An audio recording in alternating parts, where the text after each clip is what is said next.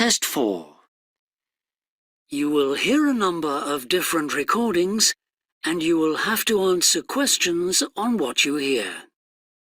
There will be time for you to read the instructions and questions, and you will have a chance to check your work.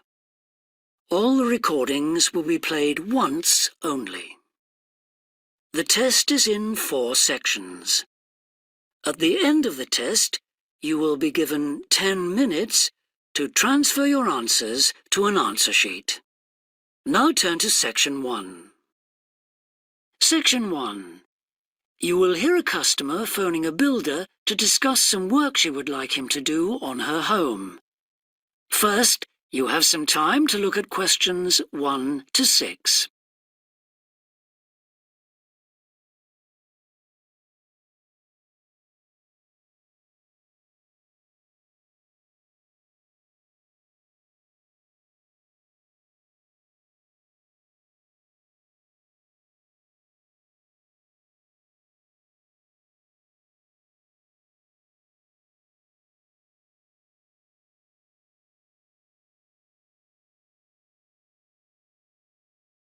You will see that there is an example that has been done for you. On this occasion only, the conversation relating to this will be played first. Thorndike's? Good morning. Is that Mr. Thorndike? Speaking. How can I help? I've got quite a few things which need painting and fixing in the flat, and I wonder whether you'd be able to do the work. I'm sure I'd be able to help, but let me take down a few details. Yes, of course. Well, firstly, how did you hear about us? It was my friend May Hampton. The customer heard of the builder from her friend, so friend has been written in the space. Now we shall begin. You should answer the questions as you listen, because you will not hear the recording a second time. Listen carefully and answer questions 1 to 6. Thorndike's? Good morning.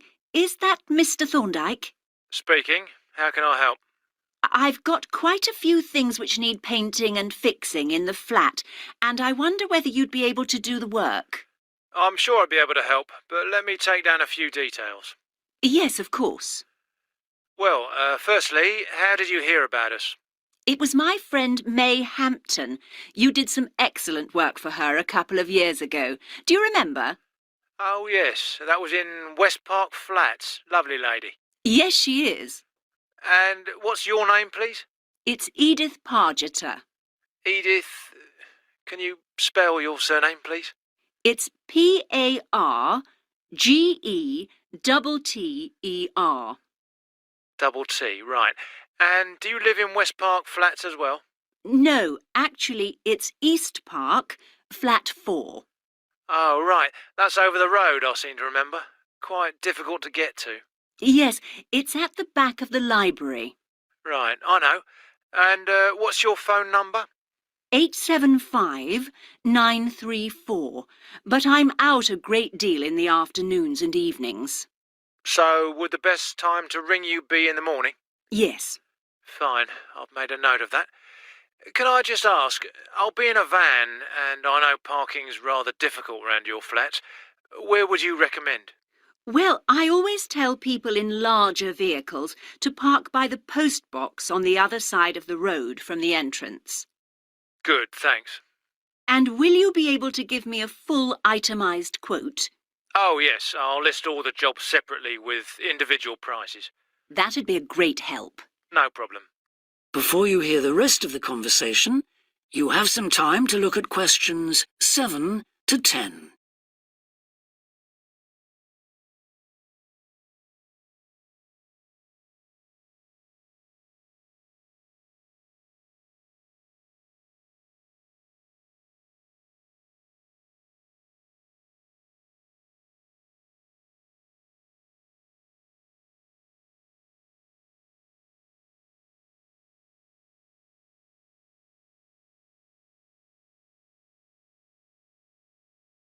Now listen and answer questions 7 to 10.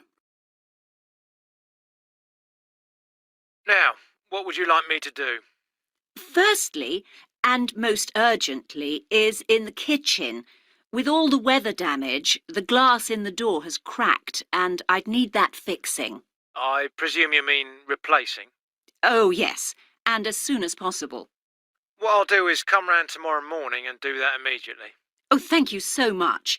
The other things aren't so urgent, but, Now, I'll make a note of everything you want doing.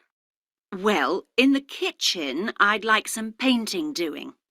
All the kitchen walls? Just the area over the cooker. It's very greasy. Right, it does tend to get that way. Yes. Well, if you want a proper job done, what I'd need to do is strip the old paint and plaster it about a week before I paint it. Of course. Now, May tells me you also do work in the garden. That's right. Well, I'd like you to replace a fence. Just one? Yes, at the far end. Fine, shouldn't be a problem. And that's the lot. Fine. Yeah, as I say, I can come round tomorrow morning to look over things with you. Well, that's great, thank you. So, I look forward to seeing you tomorrow at... That is the end of section 1. You now have half a minute to check your answers.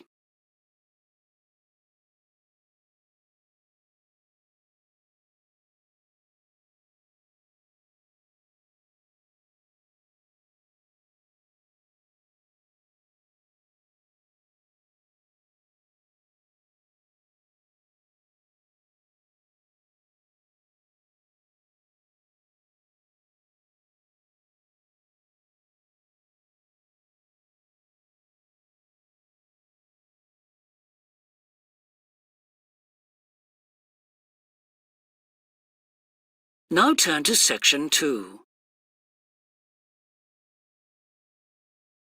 Section 2. You will hear a recorded talk giving an introduction to the historical theme park of Manham Riverport in England. First, you have some time to look at questions 11 to 15.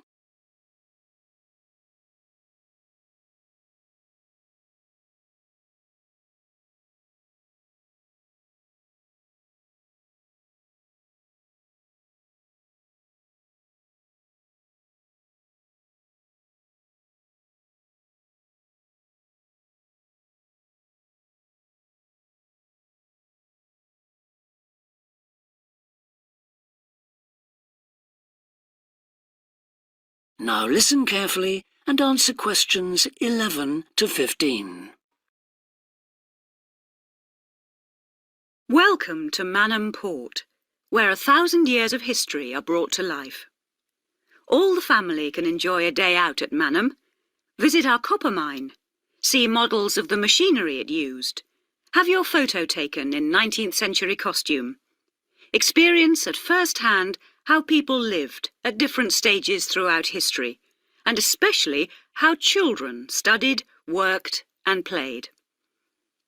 The port of Manham is located in beautiful and peaceful countryside, on a bend in the great River Avon, and developed here because it's the highest navigable point of the Avon. Boats can go no higher up this river, and proved a handy place to load and unload cargo to and from the sea, which is over 23 miles away. A small port was already established here when, about 900 years ago, tin was discovered nearby, though it wasn't until the Industrial Revolution, when a tremendous need for metals of all kinds developed, that Manham expanded to become one of the busiest ports in the country. And because it was already so busy, prospectors began to look for other minerals, and by the end of the 19th century, lead, copper, manganese and arsenic were added to the cargoes leaving Manham. In the early days, the ores had been smelted or processed in the same area they were mined. But as demand grew, the smelting process required huge factory furnaces or fires to melt the metal from the rock, and there was not enough coal in the local area, so the rocks containing minerals had to be shipped long distances. Sadly, in the 20th century, the great port of Manham declined, and thousands of workers were forced to emigrate out of the area. The building at the port fell into disrepair, and the place became almost forgotten. But then the Manham Trust was formed to conserve the historical resources of the area.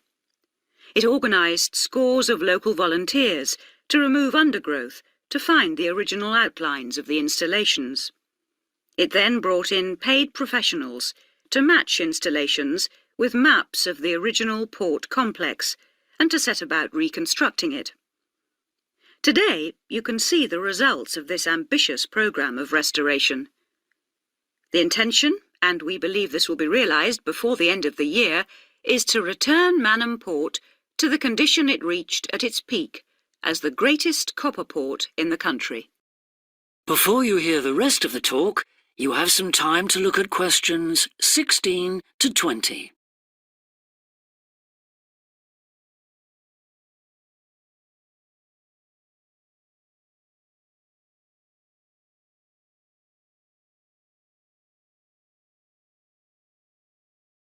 Now listen and answer questions 16 to 20.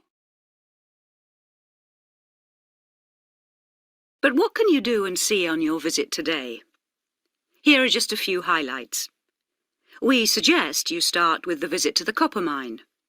Travel on converted mining trains and journey into the depths of the mountain along seams once worked by hundreds of miners. Watch out especially for the great pumping machines which rid the mine of water. But please be warned that, like all mines, ours is very dark and closed in, and we do say that children under 5, and also dogs, should not be taken into the mine. The next recommended visit is to the village school. While looking round the classrooms, take a special look at our display of games, which is one of the largest in the world. And it's recommended that you time your visit to coincide with a guided tour. This will give you the opportunity to ask lots of questions. Near the school is the beautiful old sailing ketch called the George. You're welcome to board the boat and look round the cabins. Look out for the ship's wheel, which was missing until only 5 years ago, when it was dredged out of the silt by a local fisherman. We have no idea how it got there, but it's been polished and proudly restored to its original place on the boat. Please take care going down the ladders if you wish to visit the lower deck. We don't recommend you allow young children to use them. So we hope you have a memorable visit to Manham Port, and will tell your friends all about us. That is the end of section 2. You now have half a minute to check your answers.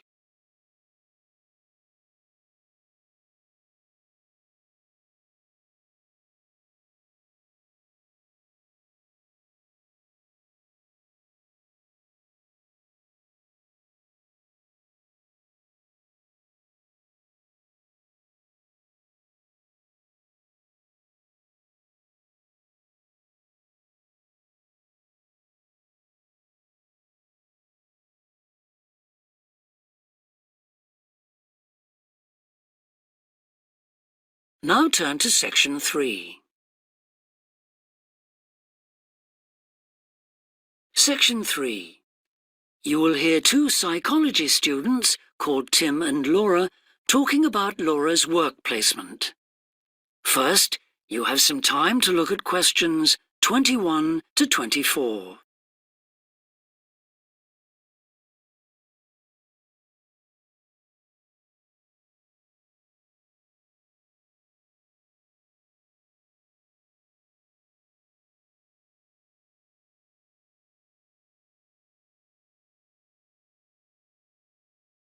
Now listen carefully and answer questions 21 to 24.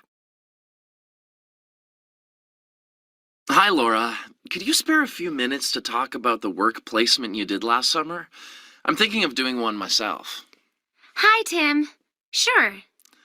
Didn't you do yours at an environmental services company? That's right. It's only a very small company, and they needed someone to produce a company brochure. And I wanted to get some business experience, because I'm interested in a career in occupational psychology in a business environment. It was good, because I had overall responsibility for the project. What kind of skills do you think you developed on the placement? I mean, apart from the ones you already had. Did you have to do all the artwork for the brochure, the layout and everything? We hired the services of a professional photographer for that. I did have to use my IT skills to a certain extent because I cut and pasted text from marketing leaflets. But that didn't involve anything I hadn't done before. Do you think you got any better at managing your time and prioritizing things? You always used to say you had trouble with that. Oh, definitely. There was so much pressure to meet the project deadline. And I also got better at explaining things and asserting my opinions, because I had to have weekly consultations with the marketing manager and give him a progress report. It sounds as if you got a lot out of it then. Absolutely. It was really worthwhile. But, the company benefited too. Yes, they must have done.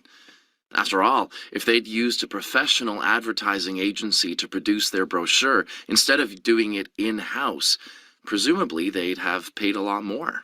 Oh, yes. I worked it out. It would have been 250% more, and I thought the end result was good, even though we did everything on site. The company has quite a powerful computer, and I managed to borrow some scanning software from the university. The new brochure looks really professional. It enhances the image of the company straight away. So, in the long run, it should help them to attract clients and improve their sales figures? That's the idea, yeah. Before you hear the rest of the discussion, you have some time to look at questions 25 to 30.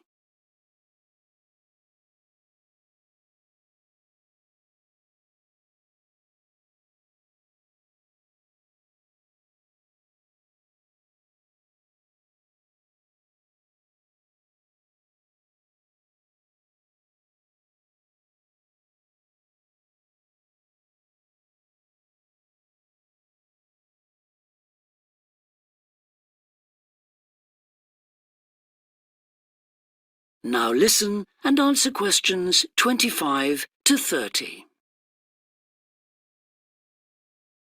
Well, all in all, it sounds very positive. I think I'll go ahead and apply for a placement myself. How do I go about it? It's easy enough to do, because there's a government agency called STEP, S-T-E-P, that organizes placements for students. You should start by getting their booklet with all the details. I expect you can download one from their website.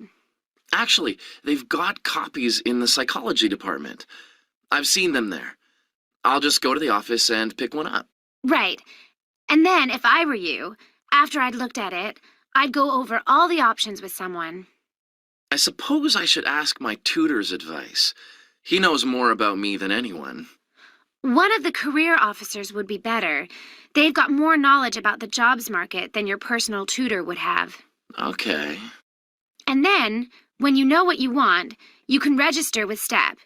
You'll find their address in the booklet. And once you've registered, they assign you to a mentor who looks after your application. And then I suppose you just sit back and wait till you hear something? They told me at the careers office that it's best to be proactive and get updates yourself by checking the website for new placement alerts. Your mentor is supposed to keep you informed, but you can't rely on that. I don't suppose it's a good idea to get in touch with companies directly, is it? Not really. But it is the company who notifies you if they want you to go for an interview.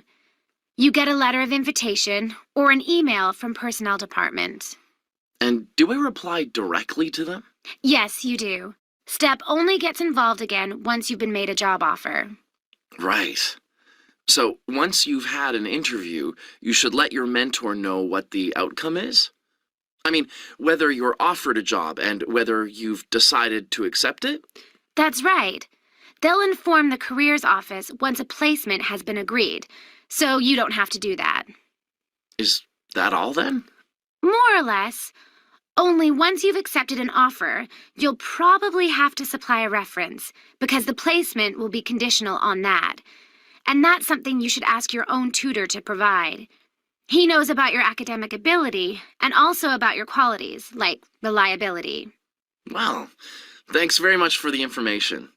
I'm starting to look forward to...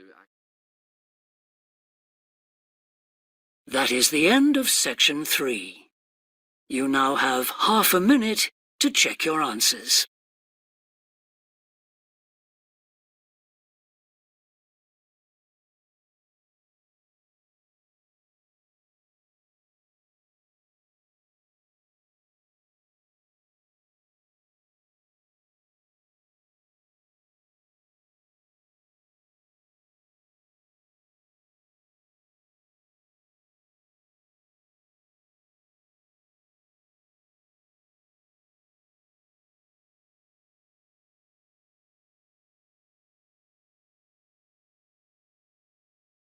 Now turn to section 4. Section 4.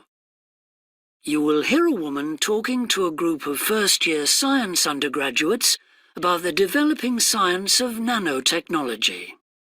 First, you have some time to look at questions 31 to 40.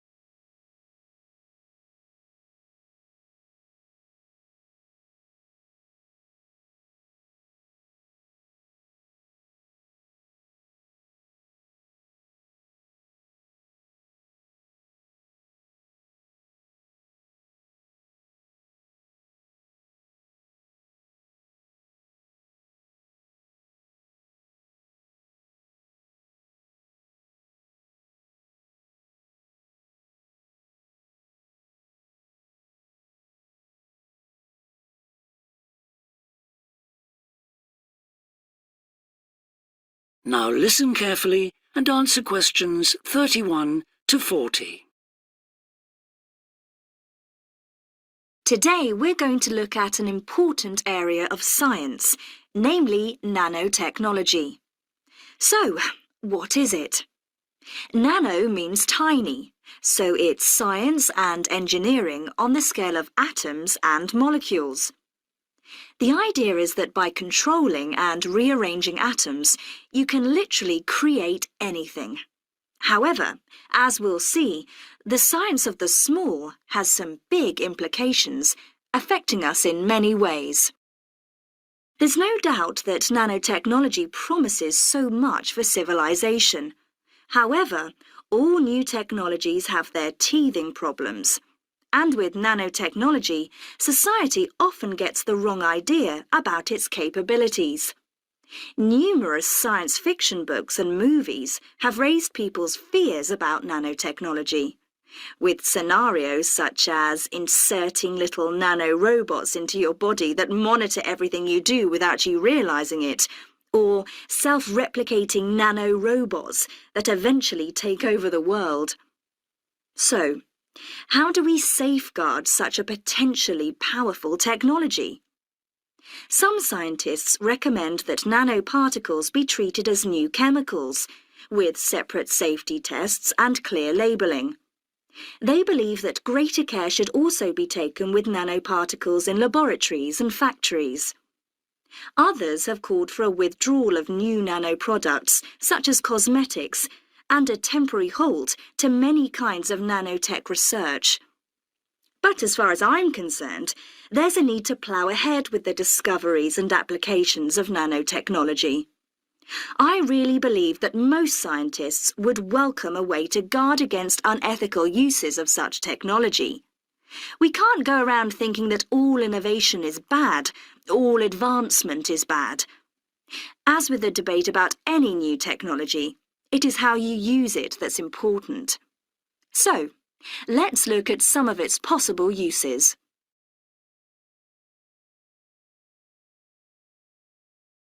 Thanks to nanotechnology, there could be a major breakthrough in the field of transportation, with the production of more durable metals. These could be virtually unbreakable, lighter, and much more pliable, leading to planes that are 50 times lighter than at present. Those same improved capabilities will dramatically reduce the cost of travelling into space, making it more accessible to ordinary people and opening up a totally new holiday destination. In terms of technology, the computer industry will be able to shrink computer parts down to minute sizes. We need nanotechnology in order to create a new generation of computers that will work even faster and will have 1,000,000 times more memory, but will be about the size of a sugar cube. Nanotechnology could also revolutionize the way that we generate power. The cost of solar cells will be drastically reduced, so harnessing this energy will be far more economical than at present. But nanotechnology has much wider applications than this and could have an enormous impact on our environment. For instance, tiny airborne nanorobots could be programmed to actually rebuild the ozone layer, which could lessen the impact of global warming on our planet. That's a pretty amazing thought, isn't it? On a more local scale, this new technology could help with the cleanup of environmental disasters, as nanotechnology will allow us to remove oil and other contaminants from the water far more effectively. And if nanotechnology progresses as expected, as a sort of building block set of about 90 atoms, then you could build anything you wanted from the bottom up. In terms of production, this means that you only use what you need, and so there wouldn't be any waste. The notion that you could create anything at all has major implications for our health. It means that we'll eventually be able to replicate anything. This would have a phenomenal effect on our society. In time, it could even lead to the eradication of famine through the introduction of machines that produce food to feed the hungry. But it's in the area of medicine that nanotechnology may have its biggest impact. How we detect disease will change as tiny biosensors are developed to analyze tests in minutes rather than days. There's even speculation nanorobots could be used to slow the aging process, lengthening life expectancy. As you can see, I'm very excited by the implications that could be available to us in the next few decades. Just how long it'll take, I honestly don't know. That is the end of section 4. You now have half a minute to check your answers.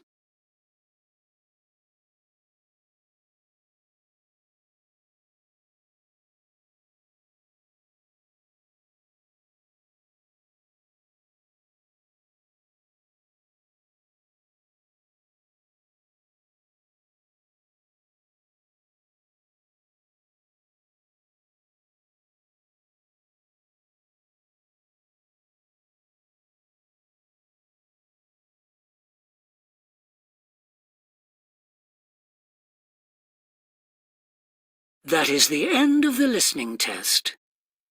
In the Ielts test, you would now have 10 minutes to transfer your answers to the answer sheet.